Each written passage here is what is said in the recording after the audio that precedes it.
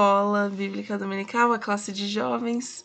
Hoje nós vamos continuar a nossa lição, né, fazer a última parte da nossa lição, que é sobre o livro de 1 Timóteo, o título da nossa lição é O Mentor e Seu Aprendiz, tá? Então vamos começar a parte 3 da lição, que é a última parte, a respeito desse livro.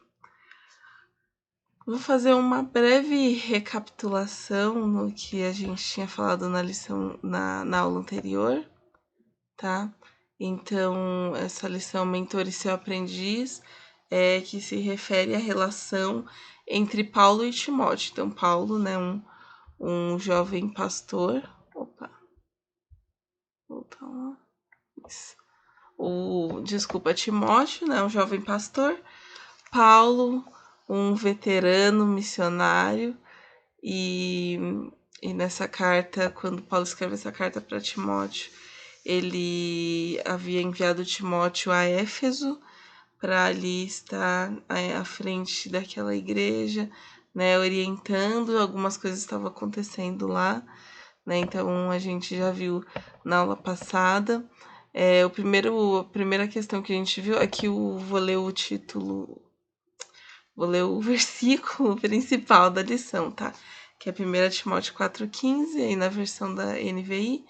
Seja diligente nessas coisas, dedique-se inteiramente a elas, para que todos vejam o seu progresso, tá? Então aqui, né, como estamos falando de um jovem pastor, iniciando sua jornada, né, ele já tinha um certo caminho que ele caminhou ao lado de Paulo, mas aqui com esse desafio, né, de estar ali na igreja de Éfeso, lidando com certas questões.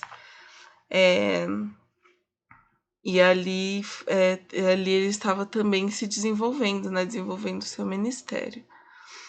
Então, a gente viu aqui algumas questões a respeito da relação entre Paulo e Timóteo, né? Então, Paulo se refere a ele como filho na fé diversas vezes. A gente percebe que eles tinham uma relação de muita proximidade, né? E né, esse vínculo de pai e filho. E Paulo viu o desenvolvimento de Timóteo, né? Então, Paulo estava ali quando ele era seu filho na fé, porque a conversão de Timóteo foi por meio de Paulo, e também o início ali, o desenvolvimento do seu ministério, né? Então, na primeira ida a Listra, Paulo conheceu Timóteo. Na segunda foi quando ele depois levou Timóteo para participar das suas viagens missionárias, tá? Então eu vou ler aqui esses 2 versículos que eu acho importante, tá? Aqui ele se referindo a Timóteo diz assim, em Atos 16: sua mãe era uma judia convertida e seu pai era grego. Os irmãos de Listra e Icônio davam bom testemunho dele. Paulo, querendo levá-lo na viagem, circuncidou por causa dos judeus que viviam naquela região, pois todos sabiam que seu pai era grego.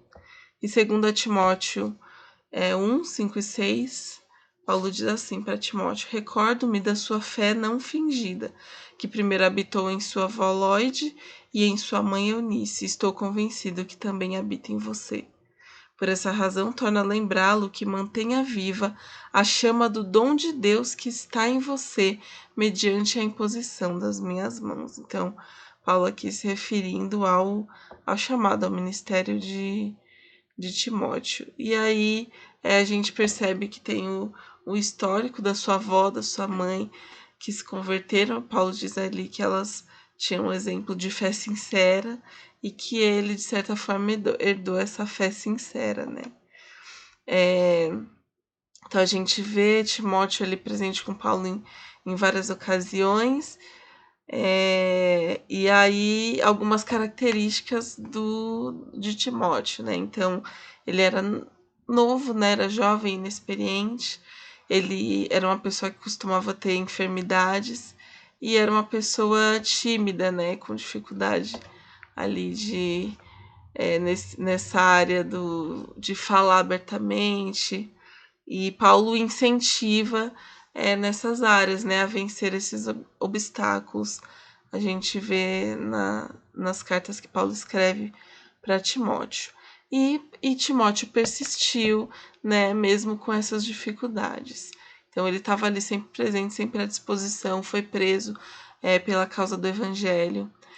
E nessa carta a gente vê que o ponto alto da carta, um dos motivos que Paulo escreveu essa carta, né, que foi ali para orientar Timóteo em como ele iria lidar com as questões que estavam acontecendo na igreja de Éfeso, e o ponto alto dessa carta é o cuidado com a sã doutrina, que é sã, né, saudável, ou seja, é, a doutrina, né, o evangelho, a verdade deve ser pregado, deve ser vivido de maneira saudável, né? Então, deve ser correto, não deve fugir do evangelho original, e saudável porque deve produzir bons frutos, né? Então, se ele está doente, se ele está sendo distorcido, ele não ele produz maus frutos, né? Então, Paulo cita até alguns exemplos. E então esse cuidado, né? Essa defesa da fé é um tópico que Paulo insiste o tempo inteiro. Por que ele insiste nessa questão? Porque tinham algumas coisas, ele cita, que estavam acontecendo ali em Éfeso, que são esses 3 erros doutrinários, né? Ele fala de fábulas ou mitos e genealogias, né? Então, criações humanas, provavelmente baseadas ali no Antigo Testamento, mas trazendo distorções ou criando muita coisa em cima que não eram verdadeiros, né? E aí criando todo aquele ruído em cima da verdade do evangelho.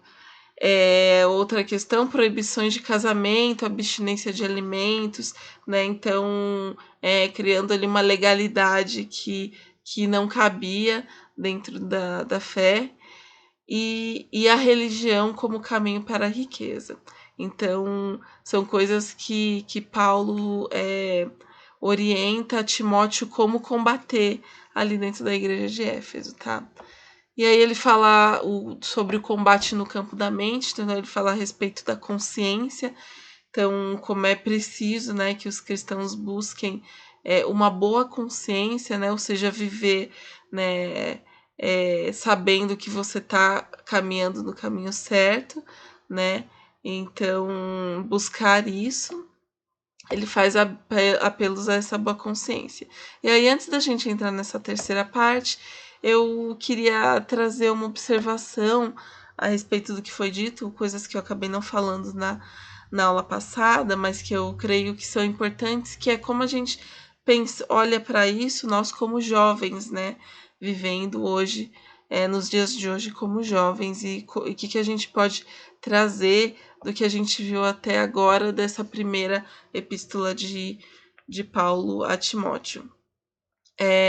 Uma das coisas nós devemos ser fiéis às nossas origens na fé, né? Então, ao evangelho que nós aprendemos, que nos foi ensinado, né? Nossa origem no sentido do evangelho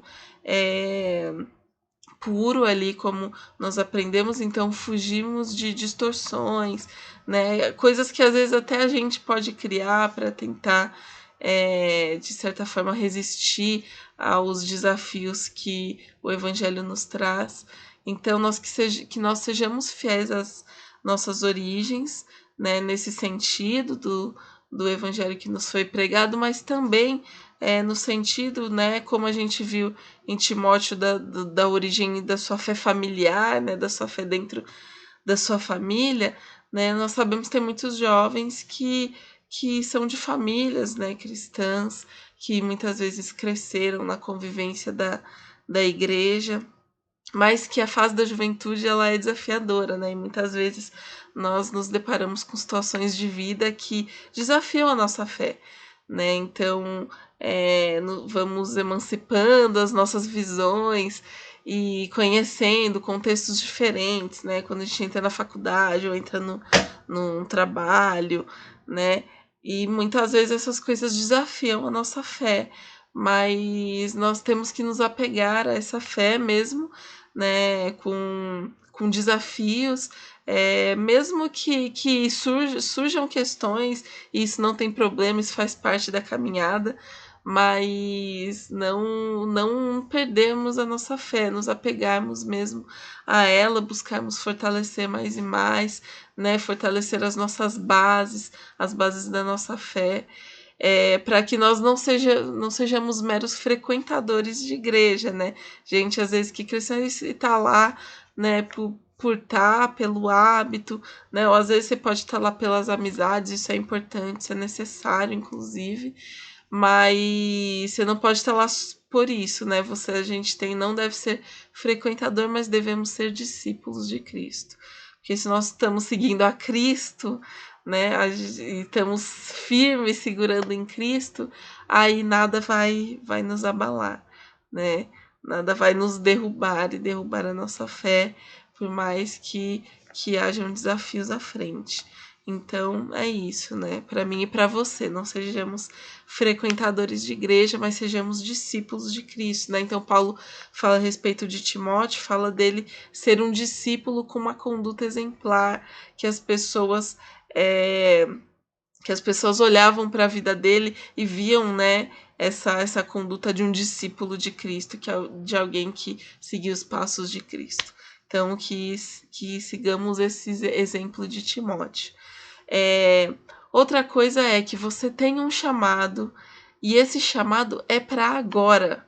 Timóteo, esse chamado foi despertado nele, Paulo viu isso nele, né? Paulo cita a questão de que houveram profecias, né, a respeito do chamado de Timóteo, também houve a imposição de mãos, então você deve buscar de Deus, né? Se você está ali no propósito de ser um discípulo de Cristo, está disposto a servir a obra de Deus, esse chamado vai ser despertado em você. Então segue firme e busque, tenha o desejo em você desse chamado, né? E saiba que não evite, né, aquela narrativa que às vezes eu não estou preparado, acho que não é agora, deixa mais para frente, eu sou muito novo ainda, tenho muito para viver. Não entre nessa narrativa, nesse papo, sabe? Busque o seu chamado para você viver agora. Timóteo era jovem e ele foi, entendeu? Ele, mesmo com os desafios, ele foi com Paulo nas suas viagens, e Paulo viu o desenvolvimento dele, e Paulo confiava muito nele, né? Então Paulo enviou ele para lugares representando ali Paulo, e depositou muita confiança nele, porque ele estava completamente investido em viver aquele chamado. E o outro seja uma influência de fé. Então a gente vê que Timóteo, ele foi uma influência de fé, ele era uma referência, as pessoas viam isso nele, mas também eu quero também trazer isso no sentido de a gente tem jovens, né, na nossa igreja, que são jovens que já são pais, né? Alguns são se tornaram pais agora, mas a gente vê como também a família de Timóteo, né? A mãe, sua avó foram influências de fé. E você que é um jovem também, que já é pai, ou, né, pode se tornar pai em breve, pai e mãe, né? Lembre-se disso, é muito importante orientar os filhos nesse caminho da fé. E isso faz toda a diferença, faz toda a diferença. Então seja uma influência de fé na sua família e na vida dos seus filhos, tá bom? Agora vamos ao que interessa. Opa! Vamos lá. Fui pro lugar errado aqui. Vamos lá. Então agora, nessa terceira parte, a gente vai falar a respeito da dinâmica pastoral.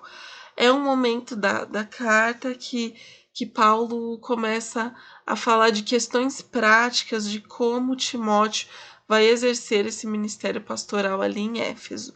Então, Paulo o aconselha, dá direções, e a gente vai perceber aí que Paulo fala muito no imperativo: faça isso, faça aquilo, cuide disso. Então, é muito interessante como ele vai dando essas orientações para Timóteo, né? Então, vamos lá. O primeiro tópico é que o pastor, né, a pessoa que está nessa posição pastoral, ela precisa se cuidar. Então, uma coisa que Paulo vai salientando no decorrer dessa carta é o cuidado pessoal que Timóteo precisa ter, o cuidado que ele deve ter com ele mesmo. O pastor deve cuidar de si, então, primeiro, para poder cuidar das ovelhas. Então, ele fala para Timóteo cuidar da sua saúde, né? Então, aqui em 1 Timóteo 5:23, ele fala, né, dá esse conselho: não continue a beber somente água, tome também um pouco de vinho por causa do seu estômago e das suas frequentes enfermidades. Então, aqui, fazendo uma recomendação prática mesmo de saúde para Timóteo se cuidar. Aí aqui falar sobre a preservação da salvação. Então ele fala: combata o bom combate da fé, tome posse da vida eterna, para a qual você foi chamado e fez a boa confissão na presença de muitas testemunhas, né? Então fala ali da confissão da conversão de Timóteo, e para ele seguir firme nesse caminho, né? Então, cuidar da sua salvação, cuidar do seu estado espiritual. Aí aqui é a respeito da autoridade pastoral. Ninguém despreze o fato de você ser jovem, mas seja um exemplo para os fiéis na palavra. Para os fiéis, na palavra, no procedimento, no amor, na fé e na pureza. Né? Então, como o Timóteo precisa cuidar da sua conduta, né? Ser um exemplo para preservar a sua autoridade pastoral, que depende mais da sua conduta do que da sua idade, né? No caso, porque ele é jovem, mas ele deve ter uma conduta exemplar para preservar sua autoridade pastoral, né? A respeito do caráter, então ele diz: os que querem ficar ricos caem em tentação, em armadilhas e em muitos desejos descontrolados e nocivos, que levam os homens a mergulharem na ruína e na destruição, pois o amor ao dinheiro é a raiz de todos os males. Algumas pessoas, por cobiçarem o dinheiro, desviaram-se da fé e se atormentaram com muitos sofrimentos. Você, porém, homem de Deus, fuja de tudo isso e busque a justiça, a piedade, a fé, o amor, a perseverança e a mansidão. Então, ali, esses aspectos do caráter que ele deve buscar, né? E evitar, por exemplo, essa busca desenfreada por dinheiro, por riqueza, porque isso te desvia da fé e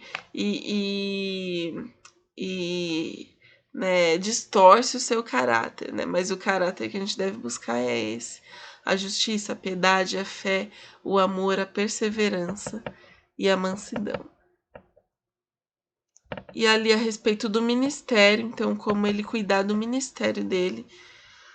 Então fala ali: guarde esse mandamento imaculado e irrepreensível até a manifestação de nosso Senhor Jesus Cristo.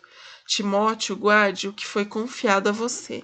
Evite as conversas inúteis e profanas e as ideias contraditórias do que é falsamente chamado conhecimento. Né? Então, esse cuidado que ele deve ter de guardar, né, os mandamentos da fé, né? E guardar, quando ele fala, né, guarde o que foi confiado a você, né? Olha isso, né? O evangelho que foi confiado a você para que você exerça esse ministério, você deve guardar, né, com todo cuidado. E fala de evitar conversas inúteis, profanas, ideias contraditórias, ou seja, né, conversas, ideias, coisas que vêm, que tentam colocar, né, enfiar coisas ali no evangelho que não fazem parte do evangelho. e que acabam distorcendo, né? E ali, né, a gente já viu que tinham certas coisas acontecendo em Éfeso, né? Então tinham doutrinas que eram incorretas, que eram distorcidas, sendo infiltradas ali. Então, por isso que Paulo fala tanto a respeito disso, desse cuidado com certas conversas, certas coisas que estavam sendo colocadas. Então, aqui, 1 Timóteo 6,4. Esse tal mostra um interesse doentio por controvérsias, contendas acerca de palavras que resultam em inveja, brigas, difamações, suspeitas malignas. Ou seja, né, a gente vê que, né, quando a gente falou da sã doutrina que produz bons frutos, aqui a gente vê uma doutrina distorcida que produz o quê? Inveja, brigas, difamações. Então, os frutos que produz são malignos. E 1 Timóteo 1, 4 e 6 a 7. E que deixem de dar atenção a mitos, genealogias intermináveis que causam controvérsias em vez de promoverem a obra de Deus, que é pela fé. E aí o 6 ao 7 diz: alguns se desviaram dessas coisas, né? Falando da doutrina correta. Voltando-se para discussões inúteis, querendo ser mestres da lei, quando não compreendem nem o que dizem, nem as coisas acerca das quais fazem afirmações tão categóricas. Ou seja, pessoas que querem, não compreendem o evangelho, não compreendem a doutrina corretamente, e aí querem inventar coisa e querem se tornar mestres, mas com uma doutrina incorreta. Então, todos esses cuidados que Paulo aconselha Timóteo a ter no seu cuidado de si, né? Então, no seu cuidado interior e no seu cuidado em como ele lida com as coisas, porque ele mesmo podia cair, né, em certas conversas, podia ser dissuadido, então ele precisava se firmar e estar lá centrado. Então ele tinha que cuidar da mente dele também. E aí aqui Paulo falando a respeito da adoração, né? Então ali de como as coisas deviam acontecer na convivência comunitária daquela igreja, tá? Então aqui uma perspectiva correta na adoração. Então vou ler aqui 1 Timóteo 2, 1 a 6. Antes de tudo, recomendo que se façam súplicas, orações, intercessões e ações de graças por todos os homens, pelos reis e por todos os que exercem autoridade, para que tenhamos uma vida tranquila e pacífica, com toda piedade e dignidade. Isso é bom e agradável perante Deus, nosso Salvador, que deseja que todos os homens sejam salvos e cheguem ao conhecimento da verdade, pois há um só Deus e um só mediador entre Deus e os homens, o homem Cristo Jesus, o qual se entregou a si mesmo como resgate por todos. Esse foi o testemunho dado em seu próprio tempo. Então, aqui ele ele orienta a respeito da adoração, né? E olha que interessante, o lugar da oração, ele fala antes de tudo. Então, qual é a recomendação dele? Antes de tudo, qual é a prioridade? Se façam súplicas, aqui ele fala como se fossem categorias diferentes de oração, né? Então, súplicas, que é aquele pedido urgente, né? Aquele pedido fervoroso, né? Por alguma questão urgente, né? Orações de uma maneira mais geral, intercessões, aquela oração da intimidade com Deus, e ações de graça, né? Então, aquela oração de gratidão. E isso, né, orando por todos os homens, né? Então, por todos os homens, sem distinção, sem bairrismo, né? Por todos os homens. Aí fala pelos reis, os que exercem autoridade, né? Então, aqueles que são autoridades humanas, né?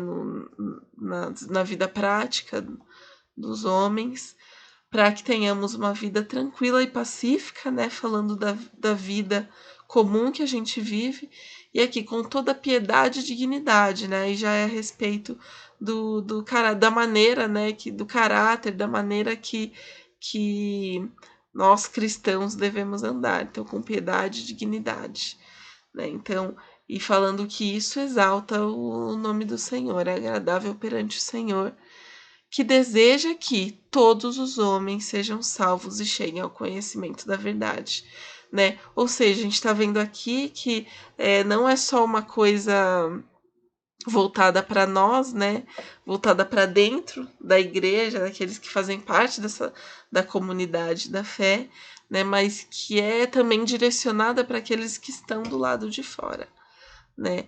E que eles são atingidos não só pelas orações que nós fazemos, mas também pela nossa conduta de vida, né? Pela maneira como nós nos portamos.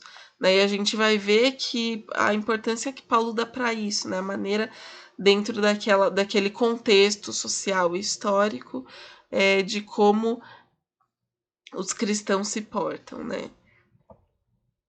E especialmente ali na cidade de Éfeso. A gente já viu na nossa aula sobre o livro de Efésios que Éfeso era uma cidade muito movimentada, com uma diversidade cultural, e que tinha ali contextos, né, de adoração a certos deuses, né? Por exemplo, Afrodite, então tinha sacerdotisas, né? Tinha uma prostituição religiosa, né? Então tinha todo um contexto e que a gente vai ver que Paulo fala a respeito de certas condutas, né? Que ele indica que a igreja de Éfeso tome, que são relacionadas a isso também, né? Esse cuidado que deve ter com a postura que se tem dentro daquele contexto social. Então vamos lá. Aí ele faz algumas recomendações e ele difere entre homens e mulheres, né? Então ele faz algumas recomendações dividindo. A gente vai olhar para isso e ver o que ele fala. Então, aqui primeiro para homens. No 1 Timóteo, no capítulo 2, versículo 8, ele diz: Quero, pois, que os homens orem em todo lugar, levantando mãos santas, sem ira e sem discussões.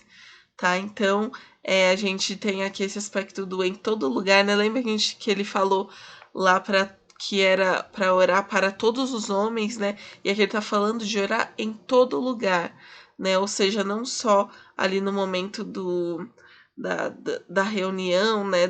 Quando é que a gente fala aqui, eu pus aqui a questão da adoração pública, que é o momento em que existe essa adoração, em que eles estão reunidos para adorar, né? Então, essa adoração pública. Mas ele está falando para orar em todo lugar, né? Ou seja, não só nesse contexto, mas em todo lugar. E aí ele fala que quando orar, eles devem levantar mãos santas, né? Aí que Paulo está dando destaque pro estado interior, né, da pessoa. Ou seja, você não é de qualquer jeito, né?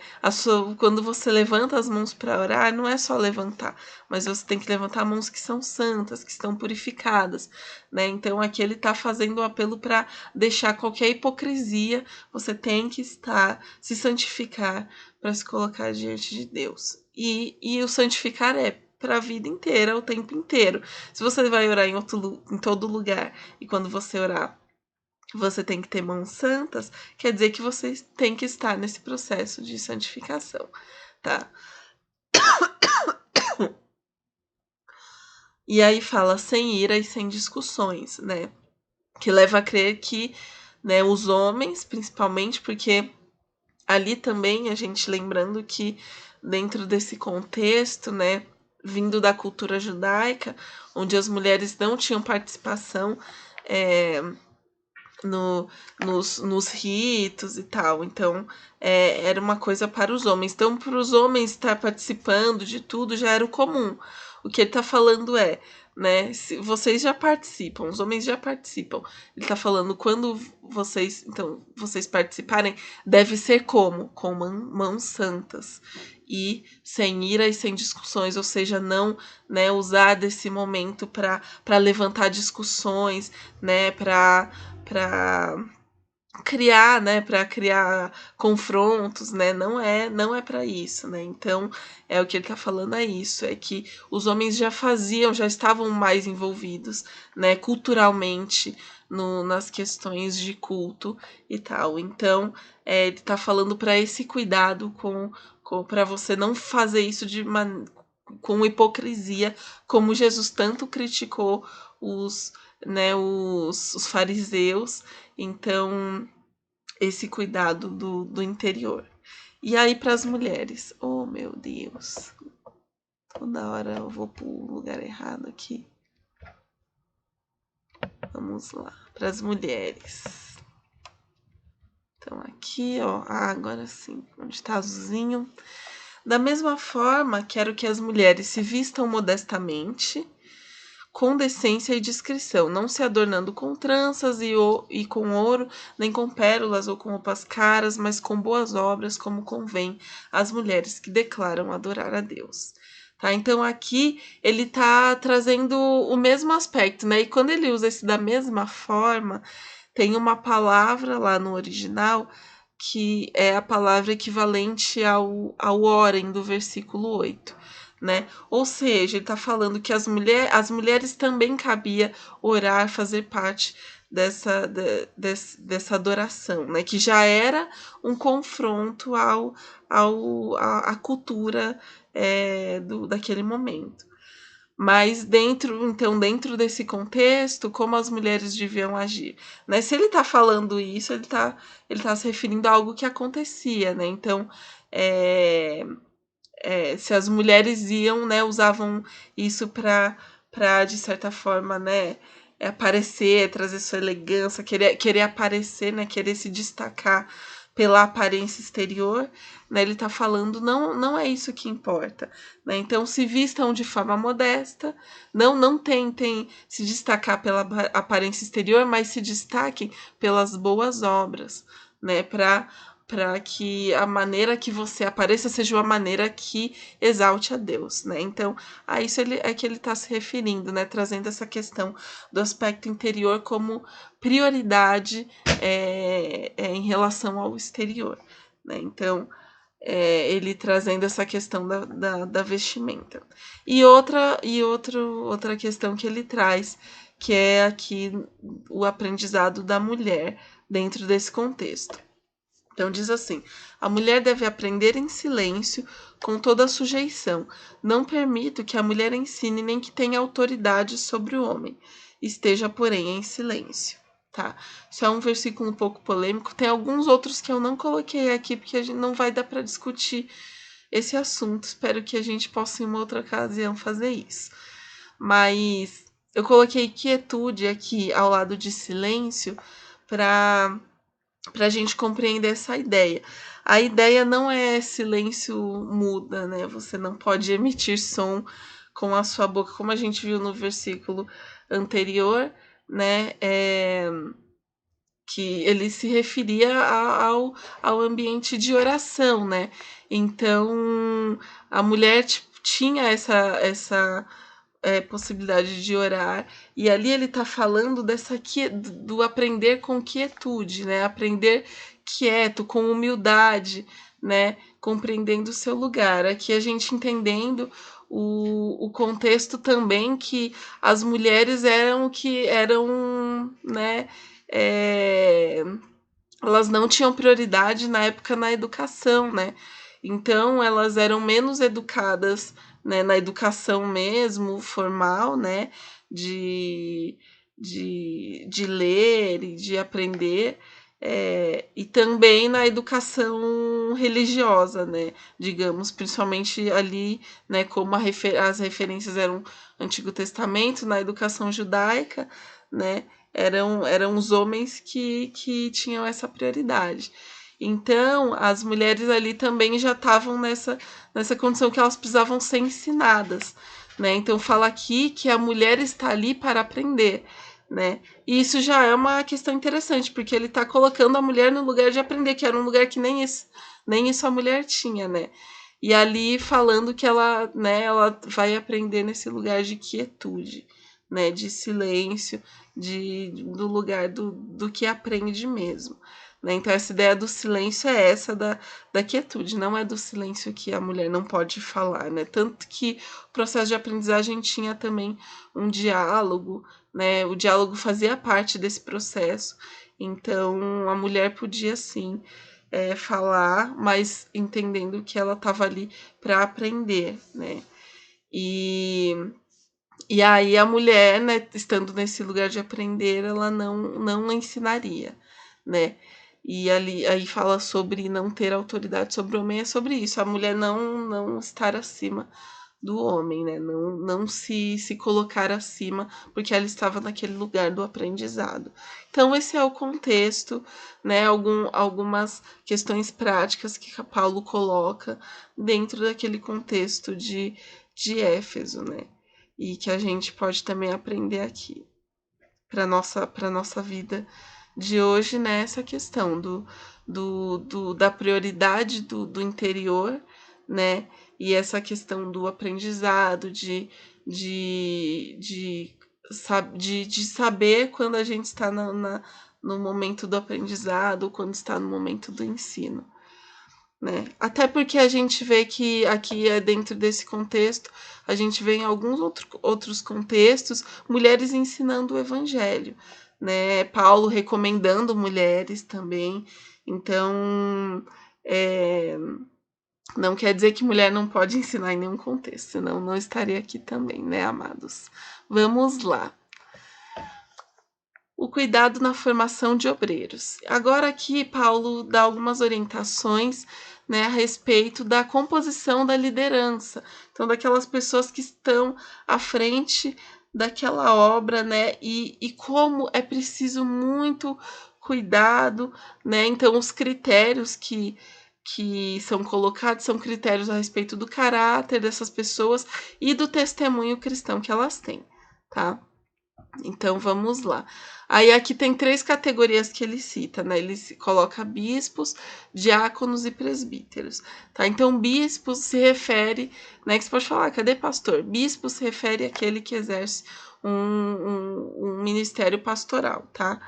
E aí os diáconos, que são aqueles que estão exercendo aquele lugar do serviço dentro da obra, né? Então do serviço prático da igreja, tá? E os presbíteros, que também são uma autoridade espiritual, né, dentro da igreja.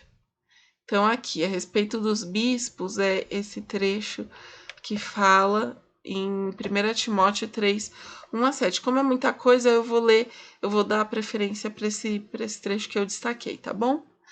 Então ele diz assim: é necessário que o bispo seja irrepreensível, marido de uma só mulher, moderado, sensato, respeitável, hospitaleiro e apto para ensinar. Não deve ser apegado ao vinho nem violento, mas sim amável, pacífico e não apegado ao dinheiro. Ele deve governar bem sua própria família, tendo os filhos sujeitos a ele com toda a dignidade. Então aí ele faz uma comparação, né? Se alguém não consegue governar a própria família, como vai cuidar da igreja, né? Então é um aspecto prático mesmo, né? E a gente vê a importância dessa função, como é necessário ter o cuidado, né?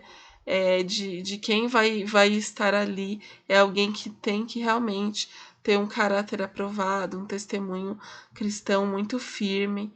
E aqui mais para baixo ele diz: também deve ter boa reputação perante os de fora, para que não caia em descrédito nem na cilada do diabo.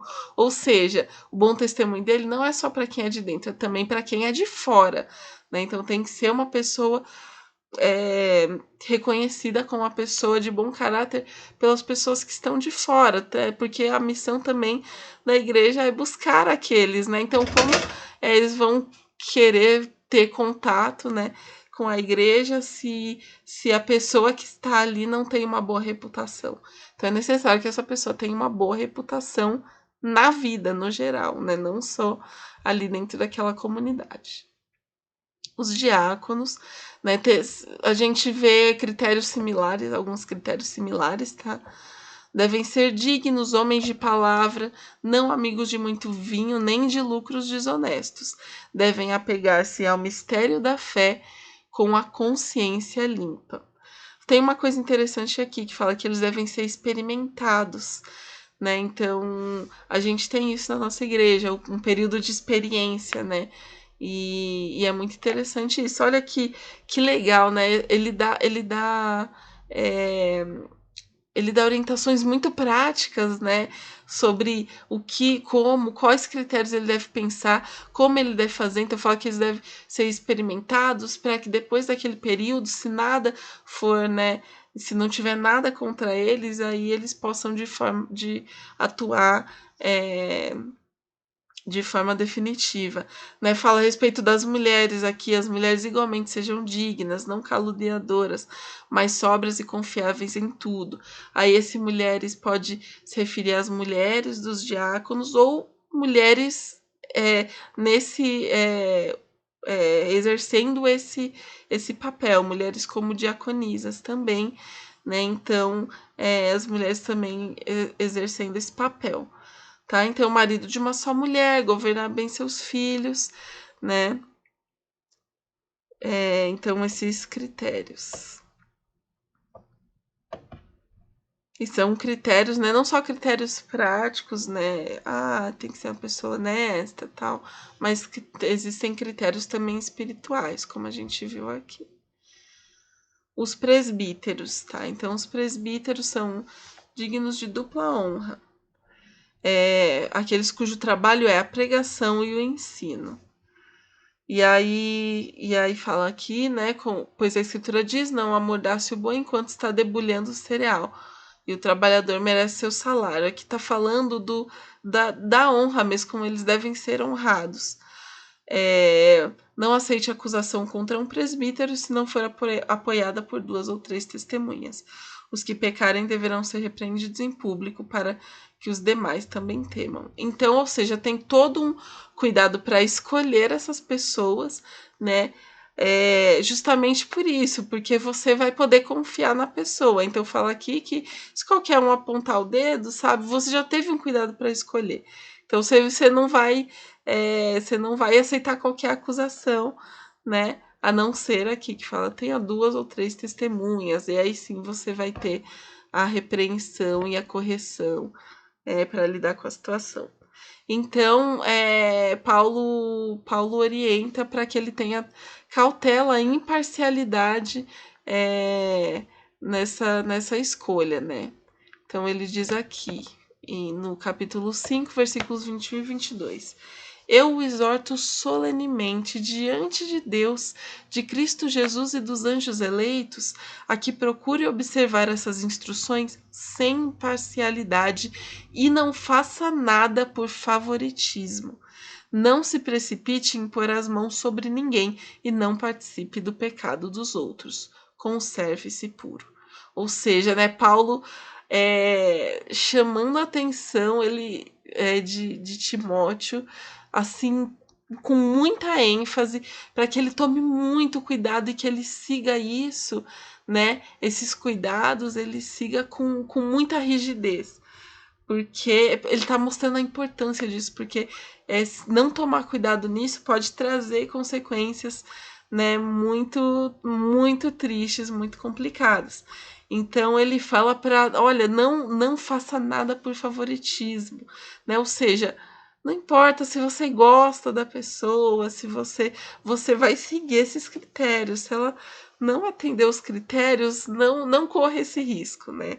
Então, ele fala isso, né? Não, acho muito interessante. Ele fala: não se precipite em pôr as mãos sobre ninguém, né? Em pôr as mãos para consagrar a pessoa para realizar essa tarefa, né?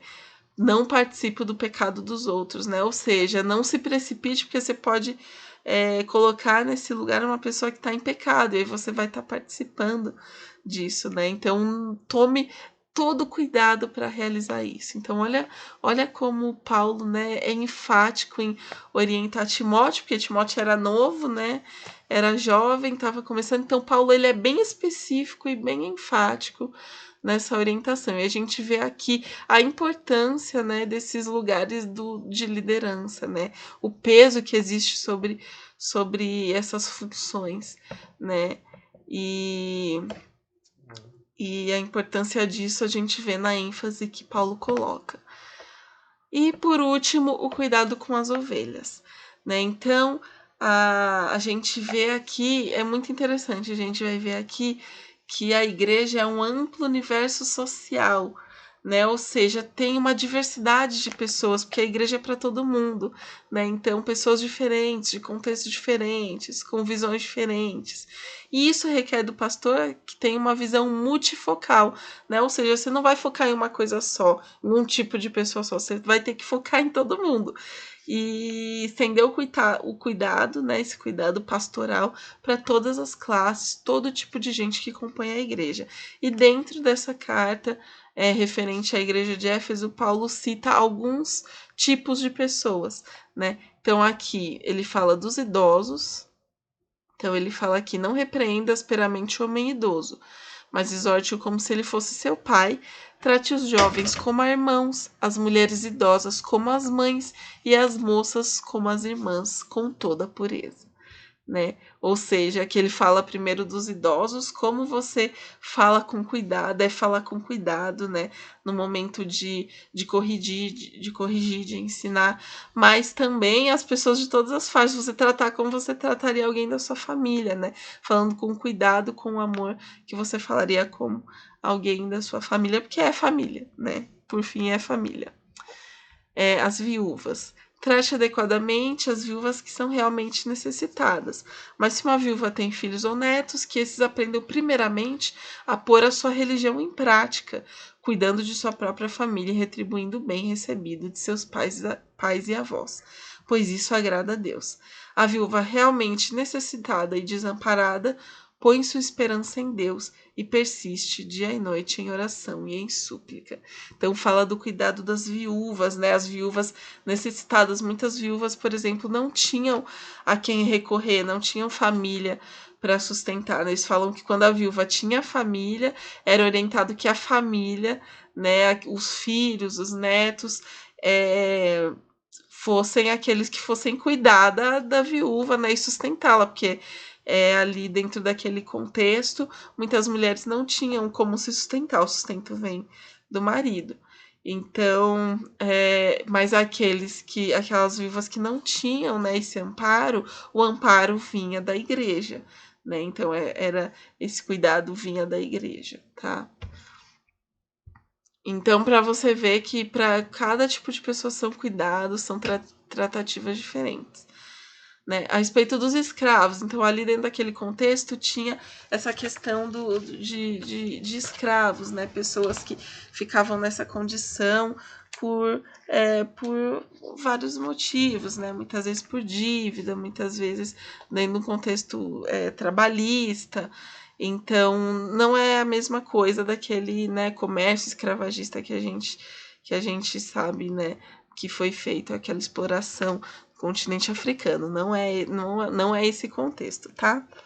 Todos os que estão sob o jugo de escravidão devem considerar seus senhores dignos de todo respeito, para que o nome de Deus e o nosso ensino não sejam blasfemados.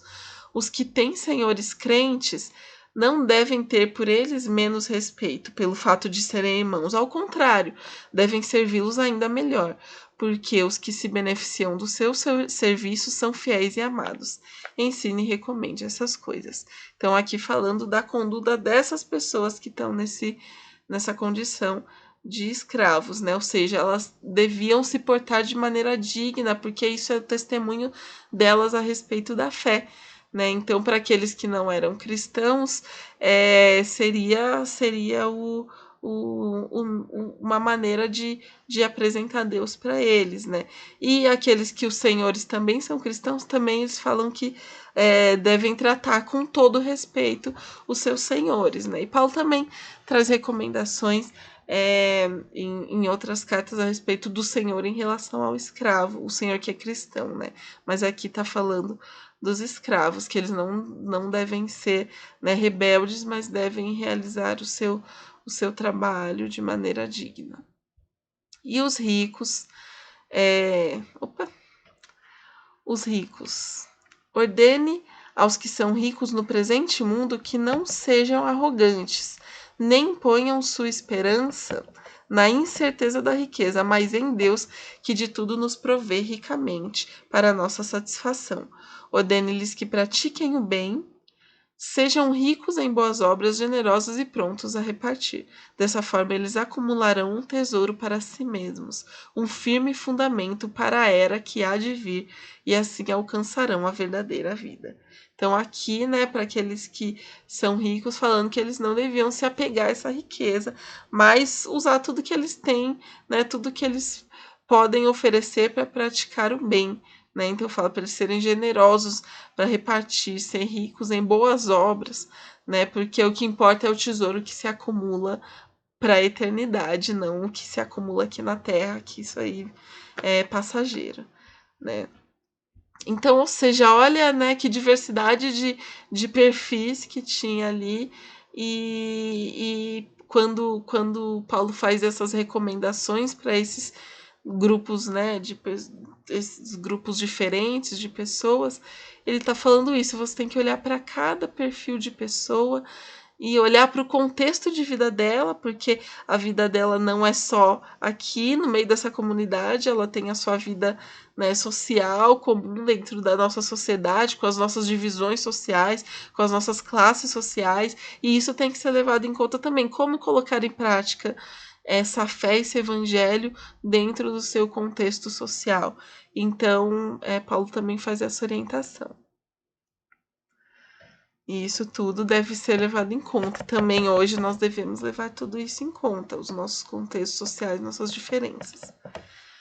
Por fim, para encerrar essa nossa lição, a gente vê como a igreja é um lugar fantástico, né? Aqui diz que tem uma estimulante riqueza espiritual, social, cultural crescente de um povo unido pelo vínculo da fé. Então é um povo com pessoas diferentes, de contextos diferentes. Isso é maravilhoso, gente. Como é incrível a gente ter essa diversidade, a gente compreender que nós somos diferentes, vindos de contextos diferentes, com histórias de vida diferentes, né?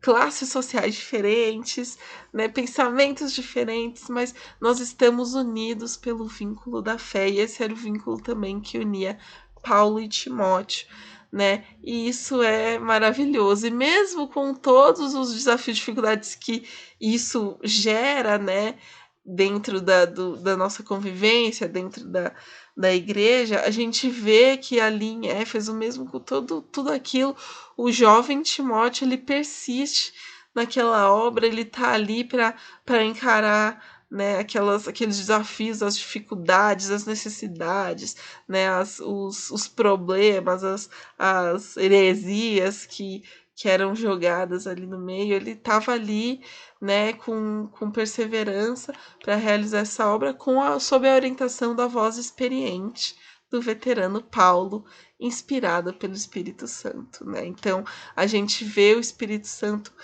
agindo e orientando, trazendo essa orientação. E eu acho maravilhoso como Paulo é prático nas orientações, né?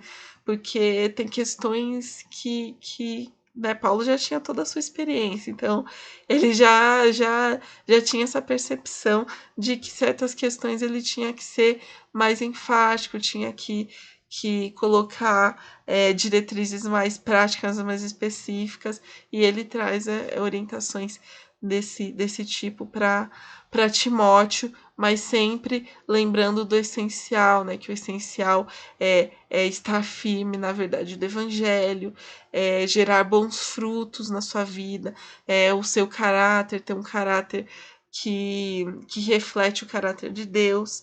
Então, esse é o essencial. E Paulo e Timóteo ouve, né? Tá ali com aquela voz de Paulo no seu ouvido. Muitas vezes eu separei algumas passagens aqui que Paulo fala, né? Usando seu verbo esqueci o nome, né, mas, né, ordenando, né, parece que tá ordenando, mas são são orientações, né, e ao mesmo tempo são orientações, é um incentivo, né, Paulo tá ali mesmo empurrando Timóteo, sabe, falando: "Vamos lá", sabe, mostrando que ele foi chamado para isso, que ele tem esse chamado para esse ministério, então, ele não precisa se preocupar, sabe, ele só tem que, fazer o melhor e seguir as orientações da palavra de Deus, do Espírito Santo e do seu mestre, né, do seu mestre na fé, seu mentor na fé, que era Paulo, né. Então, Paulo, né, tem várias dessas frases, ele fala aqui, por exemplo: "Exercite-se na piedade, ordene e ensine essas coisas, seja um exemplo para os fiéis na palavra, no procedimento, no amor, na fé e na pureza. Fuja de tudo isso, busque a justiça, a piedade, a fé, o amor, a perseverança e a mansidão". O fuja de tudo isso, ele está falando das coisas negativas, né, que eu não coloquei tudo aqui. Então ele fala que guarde esse mandamento, combata o bom combate da fé. Paulo está incentivando, né, Timóteo, tá orientando, incentivando. Então essa palavra, essa voz no ouvido que Timóteo tinha, e que a gente possa trazer isso também para o nosso coração, né, sabendo que Deus tem um propósito com as nossas vidas, que nós fazemos parte dessa igreja, dessa família na fé, e Deus quer nos usar e para fazer a sua obra. Então vamos lá, vamos seguir em frente, né? Vamos combater o bom combate e buscar fazer a obra de Deus. Espero que essa palavra penetre no seu coração como tem penetrado no meu, e que nos leve adiante, nós que somos jovens, né, que nós, recebamos esse incentivo de Paulo para Timóteo como se fosse para a gente, né, e que Deus possa nos levar a exercer o ministério que Ele tem para as nossas vidas, o chamado que Ele tem para as nossas vidas, com excelência, com perseverança e com amor à sua obra, com amor à igreja, com amor uns aos outros. Amém? Que Deus te abençoe, abençoe você em tudo. Em nome de Jesus. Tchau.